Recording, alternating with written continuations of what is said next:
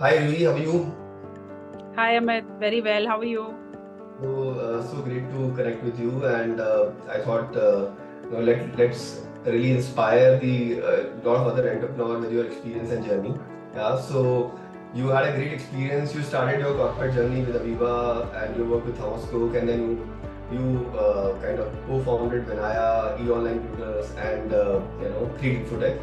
So just wanted to understand what inspired you to become the entrepreneur. So basically, you yourself are an entrepreneur, and entrepreneurs. It's a very sweet name, but then the journeys are.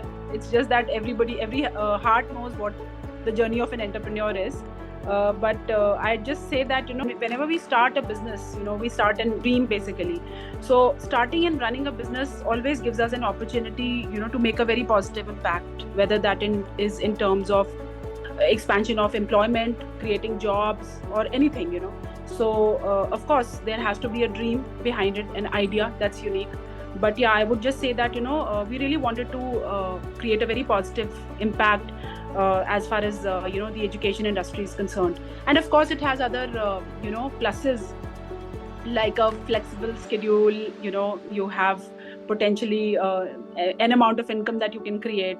So all of that is there, but yes, the idea is really important. And as I told you, that a positive impact is what we really wanted to create.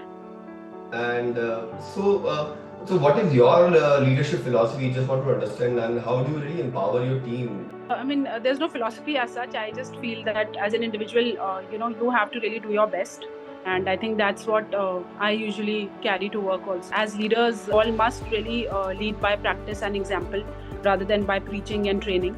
So I just feel that, as leaders, we have to be somebody that, are able to really become the epitome of wisdom. I feel the genuine leadership has to be a concern for all, upliftment of all, and not just that something that just one has to go and impart. But never in life, never a day should be there when you should stop learning and growing.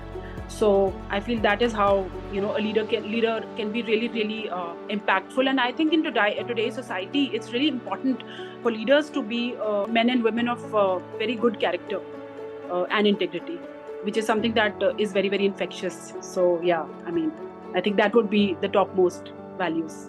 Right. So since we are also connected with Creed, or we are part of Creed's as an extended recruitment partner from past 15 years. So still, I want to understand what, according to you, what is the core retention strategy which really worked for you?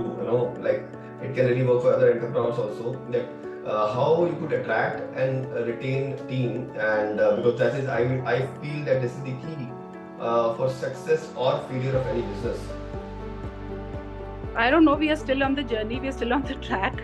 But yeah, attrition is something that we all, face head on these days. You being in the business, you know that. A personal philosophy is very strong. So I personally believe that, if you really sincerely treasure each individual, and, that is able to reach out to them also, you know. So in various ways of really creating that kind of an environment that you would want to create at any cost. So as we are expanding, that does become very very difficult, because your vision can get distorted. It might not travel ahead the way you want it to be because of individuals who join your organization. But I feel that when you are really truly connected with the team, really know them in and out, when you really create that kind of a familial kind of an atmosphere for them at work. So I think people automatically want to stay with you. So when they really really feel treasured and really cared about, so many times when we sit for these appraisal meetings, and when we talk about their career progressions, etc. So individuals by nature really want to thrive, they really want to grow. So everybody has aspirations, just like you and me. So I think time to time, you have to take care of that, have to really make them a part of the family, not just by words but by our conduct and doings. So I think that is why, and there are individuals, there are very very treasured teammates who've stayed with us for now more than 6 to 8 years, and which is something that for a company size like us, it's a real cherry on the cake. So we feel very proud with that. Yeah.